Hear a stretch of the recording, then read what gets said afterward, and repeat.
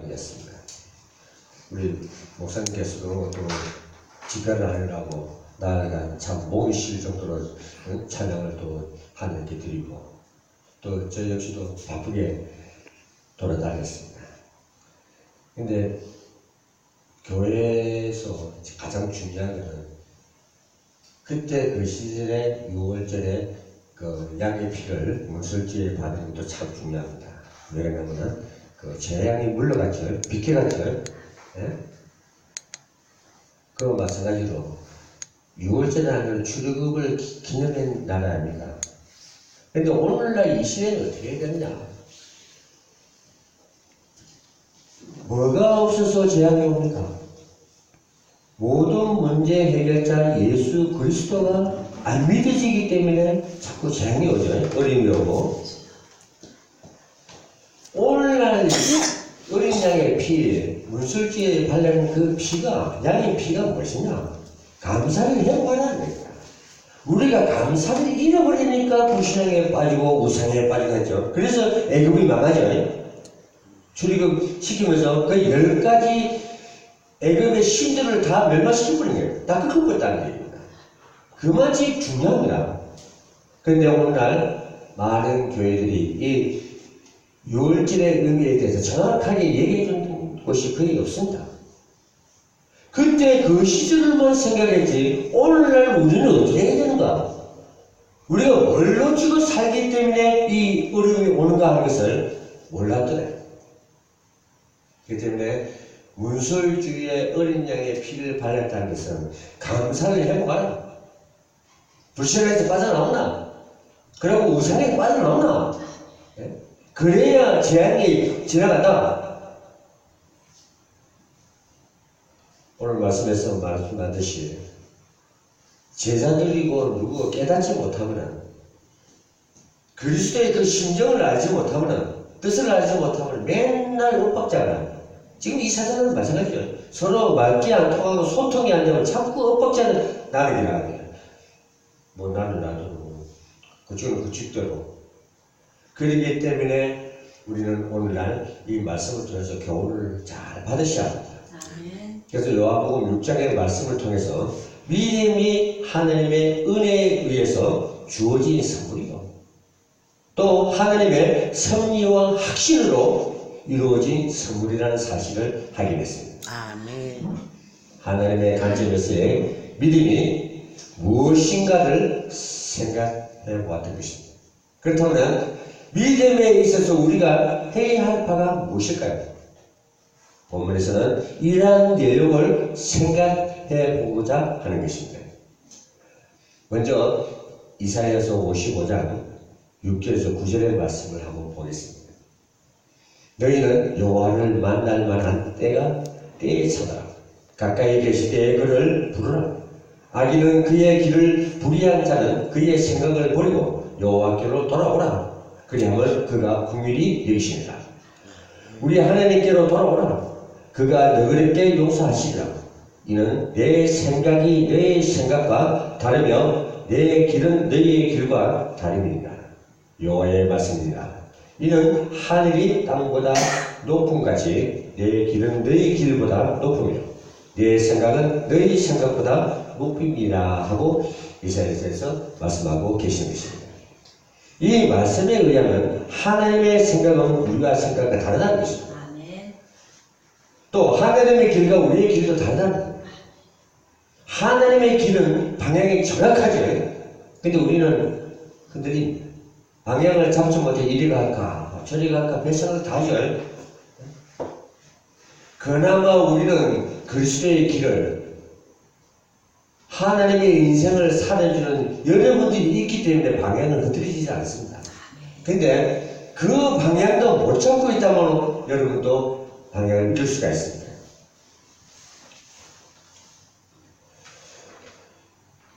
근데 이렇게 하나님의 생각과 그분의 방법이 우리와 다르다는 것은 우리를 당혹스럽게 합니다. 왜냐하면 우리는 내 생각도 해.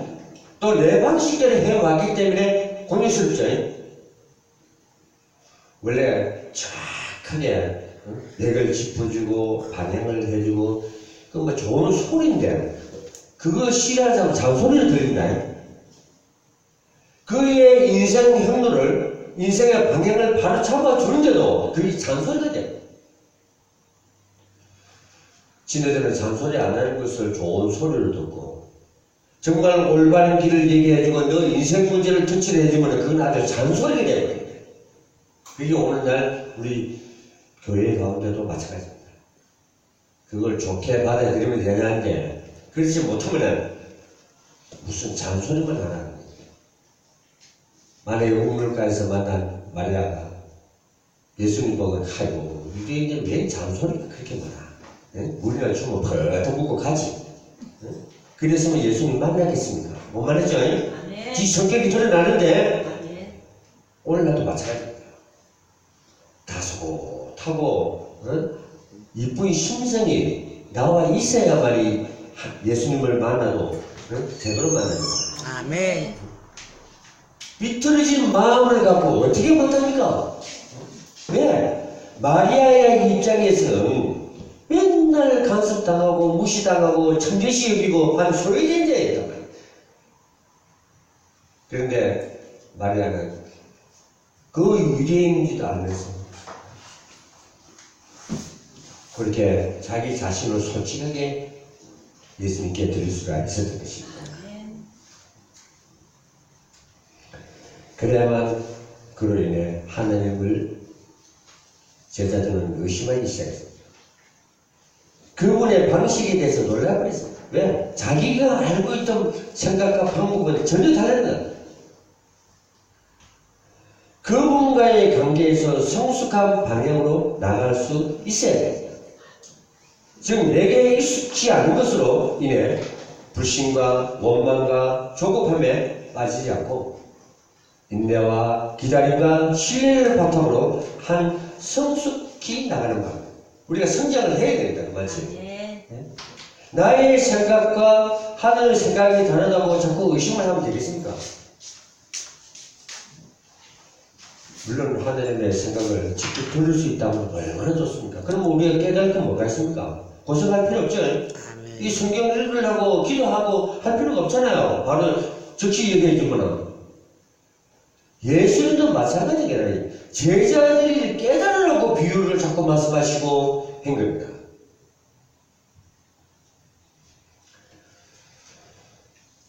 우리가 같은 집에 산다고 부모 자식 간에 또 부부 간에 뜻이 다 통하는 건 아닙니다. 네?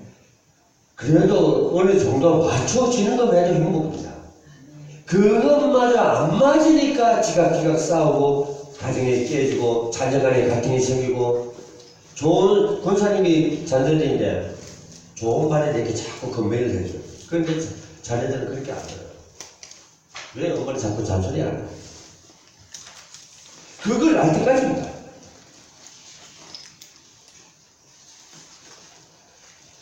영어 표현에 보면 There is no difference라는 말이 있습니다. 이 말은 그대로 번역하면 차이가 없다. 다를 게 없다는 그런 뜻입니다. 그런데 어떤 표현이냐 하면 별 볼 일이 없다는 말입니다. 아무런 개성도 없고 또 두드러진 것도 없다는 그런 얘기입니다. 그리고 사실적으로 전문성이 없다는 얘기예요. 특별히 내가 내세울 게 없다는 얘기예요. 그러니까 필요 없겠죠. 그런 사람을 보고 이 사람은 만화하는 사람이다.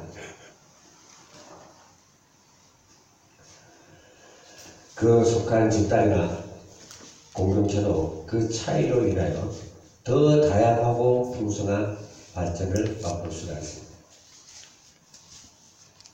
세계교회가 비록 조그만하지만 정말 말씀이 살아서 전문성을 가진 교회가 된다면 이 한국 교회가 다 몰려오고 이 지역이 변화돼요.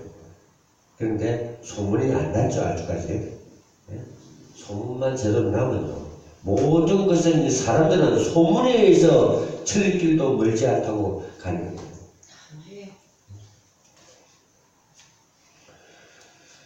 하나님이 우리를 잊고 있거나 우리에게 무관심한 것이 아닙니다.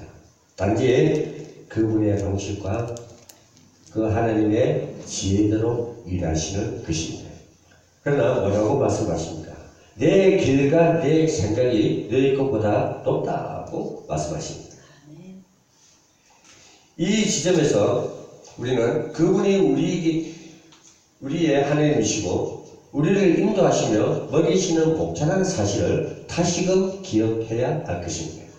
여기에 순종하고 여기에 복종하는 것이 하늘과의 관계에 아주 중요한 열쇠가 되는 것입니다.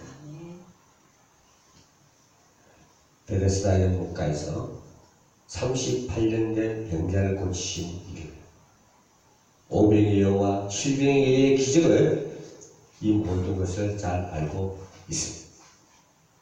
또 제자들은 보았기 때문에. 근데 우리는 못 보고 살았죠. 그러나 다만 그것을 참 뜻을 알기 위해서는 이 성경을 통해서 말씀하고 계시는데, 우리가 너무 문자 시대에 빠지다 보니까 이 문자들을 보면 모순 투세가 바로 성경. 왜 그러냐?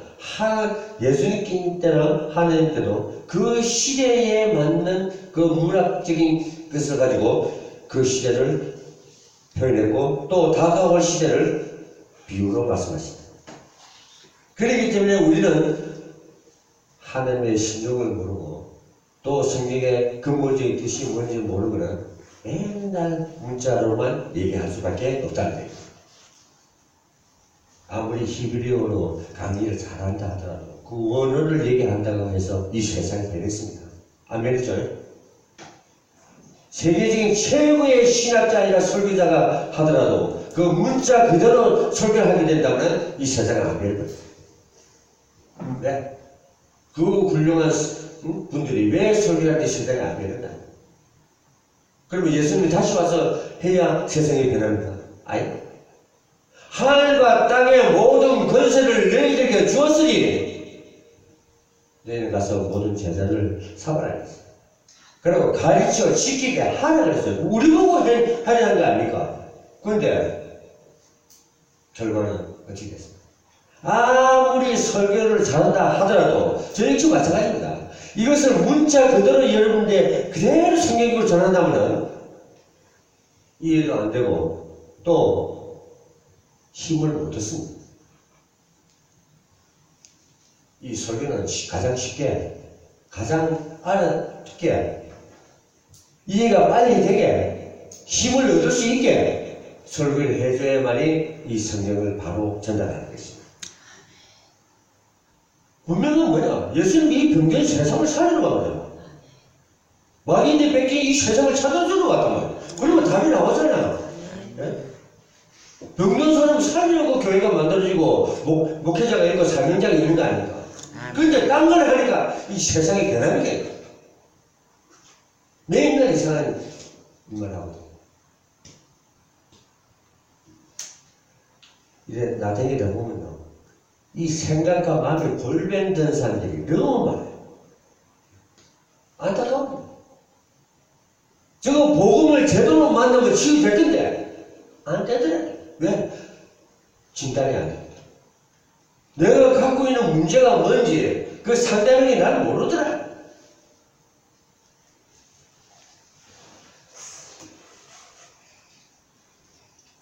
이 말씀의 때는 초막절 유대인의 3대 명절 중에서 가장 크고 성대하게 치러지는 명절입니다. 가장 많은 사람들이 예루살렘에 모여요. 우리의 그 설날하고 똑같은 겁니다. 이름을 알리려면 가장 적당한 시기라고 할 수가 있습니다.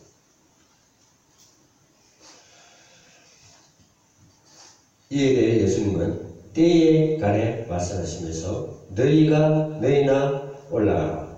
나는 이번 명절에 올라가지 않겠다고 하십니다. 그런데 10절에 보면 예수님은 동생들에게 말씀하신 것과는 다르게 예루살렘에 올라가십니다.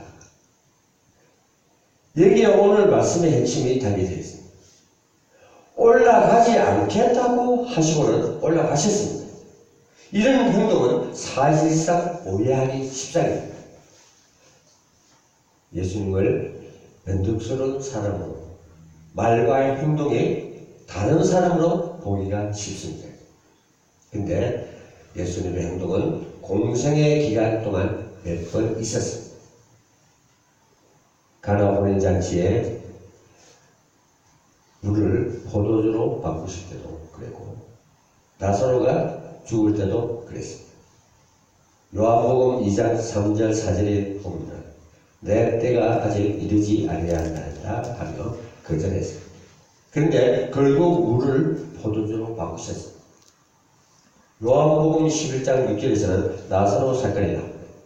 나사로가 병들었다는 함을 들으시고 그 계시는 곳에 이틀을 더 유하시고 나사로가 병들었다는 소식을 들었습니다.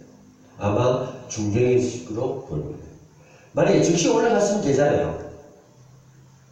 근데 이틀을 더 머물고 있는 게 그거 왜 그러냐? 너는 가면 그건 나사로 살아난다. 예수님이거든. 우리 인간적인 마음으로 같으면 나사로가 지금 죽을 정도로 지금 죽을지도 모를 정도로 아픕니다 하고 하면 그래 하면 의사 같으면 가방 들고 막 왕진 가방 들고 막 찌어가겠죠. 근데 예수님은 안 가. 이틀 동안 더 머물러. 그 어떻게 보면 우리에게 엄청난 그 인내심을 보이기도 하고 나는 못할 것이 없다. 죽은 자든 나만에게 걸렸던 문둥병자든 썩어 묻어서 가든 나는 감옥 없어진다. 얼마나 자신 있습니까? 천하의 인간은 이런 자신감을 보여줄 수가 없습니다. 느긋한 모습을 보여줄 수가 없죠. 그래서 우리의 생각과 예수님의 생각은 완전히 확연하게 다르다는 것을 보여주고 계십니다. 이왕 가실 것이면 동생들이 가라고 할 때 가시는 것이 뭐가 잘못된 것일까요? 가라 할 때 가면 되는데 어차피 갈 건데 왜 이틀을 머무르냐? 새 경우 모두 이런 생각입니다. 어차피 할 것이면 그들이 필요하다고 할 때 하시지 왜 아니라고 해놓고서 하시는가? 예수님은 사람들을 마음 고생시켜놓고 그 다음에 움직이시는 분 같이 보이죠? 조마조마하게 막 만들죠? 금방 죽어가는데 마음이 졸이게 해놓고 빵 터뜨리는 것 같습니다. 여기서 우리는 다시 처음에 언급했듯이 이사야 55장을 말씀을 떠올려야 할 것입니다. 내 생각은 너희 생각과 다르고 내 길은 너희 길과 다르다고 말씀하는 것을 상기해야 될 것입니다.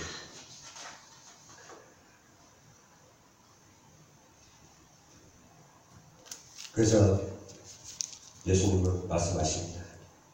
너희 때는 늘 준비되어 있는데 왜 예수님의 때는 이르지 않았다고 했을까요? 때에 대한 하나님의 관점과 인간의 관점이 얼마나 다른지를 말씀하고 계신 것입니다. 다시 말하면 사람들의 때는 언제든지 준비되어 있고 하나님의 때는 정한 때가 있다 하는 말입니다. 그 정한 때를 하나 예를 든다면 출애굽 사건이죠.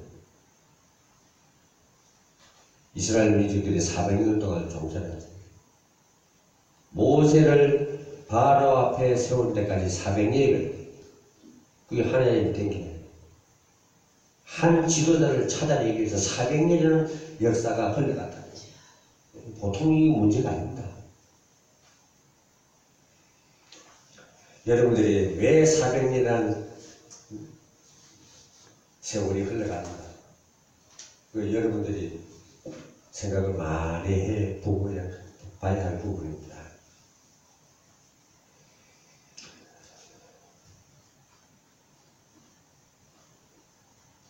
반면에 너희의 때는 누가 결정합니까? 자기 자신들이 스스로 결정합니다. 하나님의 결정에 의지하여 기다린다. 아니면 자기가 스스로 결정한다. 이에 따라 달라질 것입니다. 이 차이가 같은 일, 같은 사건에서도 하나님 때냐 자기 때냐 결정해야 됩니다. 우리가 뭘 하든 간에 대부분 우리 그 신앙을 가진 사람들은 어떻게 이 일을 하냐 물어보면 하나님이 불러서 하나님이 내게 그런 마음을 주셔서 이걸 합니다. 물론 다 틀린 얘기는 아닙니다. 다 틀린 얘기는 아닌데 사실상 우리가 무슨 사역을 담당하든 무엇이든 하나님 일을 하는 데 있어서 나만의 사람들 다 다르듯이 사역이 다 다르듯이 나만의 사역이 무엇인가 하는 것을 하나님과의 기도로 발견해야 됩니다. 하나님, 특별히 내가 할 사역이 뭡니까? 그걸 발견하고 사역을 하는 자와 그렇지 못한 그냥 막연하게 하나님 불러서 이걸 하고 있다 하는 자는 전혀 다릅니다.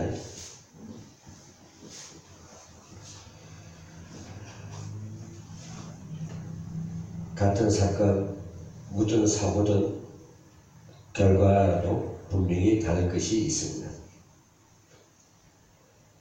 혼인잔치의 마리아에겐 포도주가 떨어졌다는 필요만 있었습니다.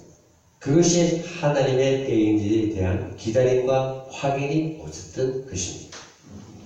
동성들에게도 명절이 되어 사람들이 많이 모였으나 자신을 알릴 좋은 기회라는 세속적인 생각만 가지고 있었습니다. 하나님의 때인지에 대한 확인과 기다림이 없었던 것입니다. 마르다와 마리아도 마찬가지입니다. 당장 나사로가 죽을 것 같은 절박한 현실만 있었지 거기에 하나님의 영광과 그분의 때인지에 대한 확인과 기다림이 없었던 것입니다.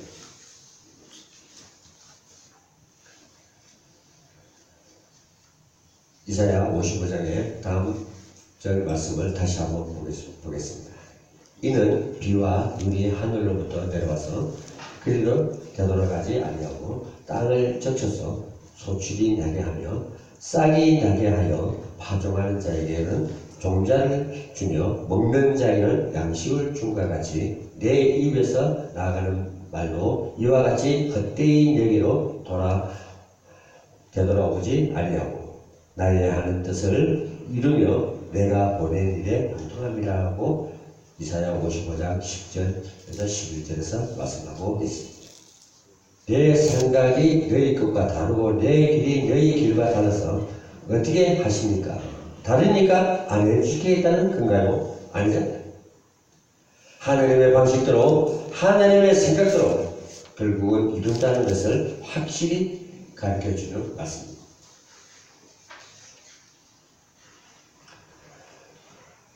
이 세상 살아가는 사람들이 뭘 원합니다.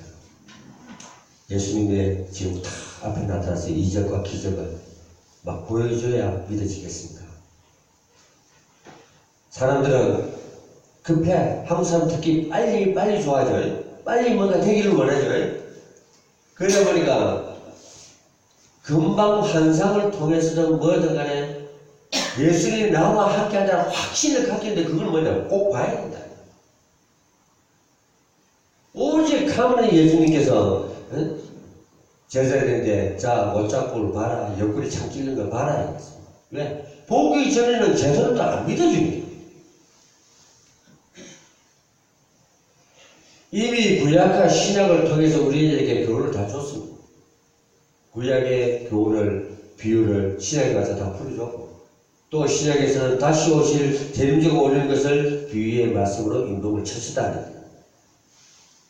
그래서 우리는 구약과 신약에서 교훈을 주고 있는 말씀을 그대로 놓치지 마시고 우리는 간직하고 하늘 위해서 일을 해주고 살아줘야 됩니다.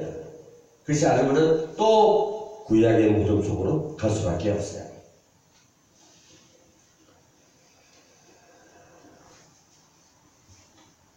예수께서 묻혀서 일하지 말고 자신을 세상에 드리더라 합니다. 그러기 위해서는 예루살렘에 올라가라고 하는 것입니다. 지금 겪는 현재의 고난에 대해 후회하고 당혹스러워하고 불안해할지 아니면 지금부터라도 나의 방식과 나의 생각을 내려놓고 하느님을 의지할지를 우리는 선택할 수 있습니다. 그래서 때라는 것입니다. 하나님과 방향 맞춘 때를 우리가 알아요. 그런데 하나님은 생각은 저 딴 데 있는데 우리는 딴 데다. 이거 서로 완전히 갈라지는 거죠. 제일 지혜로운 자는 뭐냐? 기도하는 자는 기도하면서 방향을 알아야 돼요. 내 인생길도 제대로 못 잡고 어떻게 합니까? 저희도 마찬가지입니다. 지금 엄청난 힘든 생활이지만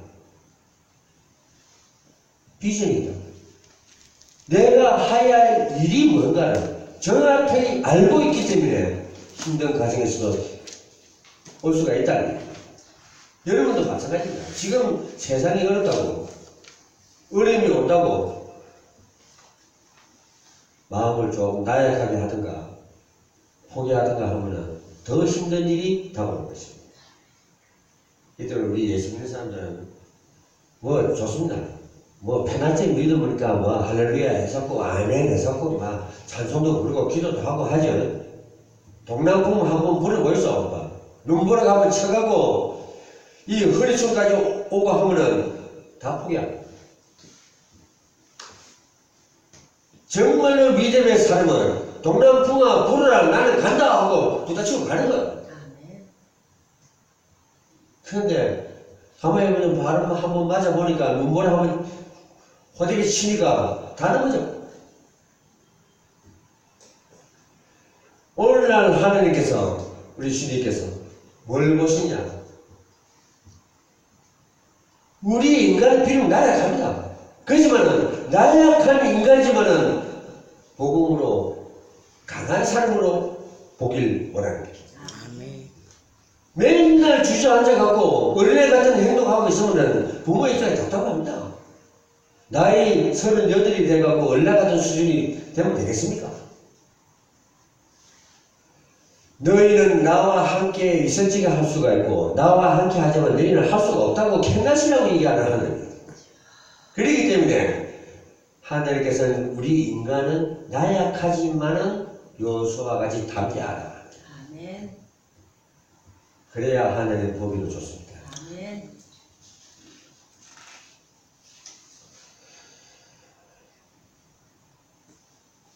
마지막 결론을 들어가겠습니다. 하나님은 믿을만하며 살아계시고 선하시며 인자하시며 진실하고 은혜 베풀기를 원하시는 하나님이십니다. 아무리 오래 걸리고 복잡하고 힘들어도 반드시 성취시키시고 이루어 가시는 것이 바로 하나님입니다. 근데 우리는 6월절에 어린 양의 피 문설주에 바라는 것을 지금 이 시대로 뭘 잡고 가야 되고 또 뭘 놓치고 있는가 하는 것을 아시겠죠? 바로 감사를 잃어버리면 안 됩니다. 그리고 불신앙에 빠지면 안 됩니다. 무장에 빠지고. 애굽이 왜 우상이 나라잖아요. 10가지 재앙의 10가지 우상을 신들을 다 꺾어버렸다는 얘기입니다. 그러니까 오직 복음적으로 예수가 그리스도라는 우리 생각과 마음속에 각인시켜버리면 바로 어린 양의 피를 바르는 것과 똑같은 거예요. 그러면 안 놓쳐지겠죠. 근데 그게 없으니까 꼭 양의 피 받아야 되나 하고 생각하는데 그게 아니란 말이에요. 예수님은 이 땅에 온 것은 너희와 임마누엘 한다고 왔죠. 함께 하겠다고 오셨단 말이에요. 그렇다면 꼭 그 피를 발라서가 아니라 우리의 생각과 마음속에 어린 양의 피가 6월절에 왜 재앙이 비켜갔는가? 그리고 피를 안 바르는 사람들은 왜 망했는가? 왜 죽었는가? 그게 교훈이 되잖아요, 이제. 그들이 뭘 놓쳤는가? 온갖 타락으로 그 사회가 이루어졌기 때문에 요즘도 망하고 다 망하죠. 당황과 불안과 두려움만 가지지 마시고 기다림을 통해서 그 진실한 하나님을 신뢰하고 배우시고 과감히 주님을 의지하시기를 예수 그리스도의 이름으로 축원드립니다. 아멘. 기도하겠습니다. 하나님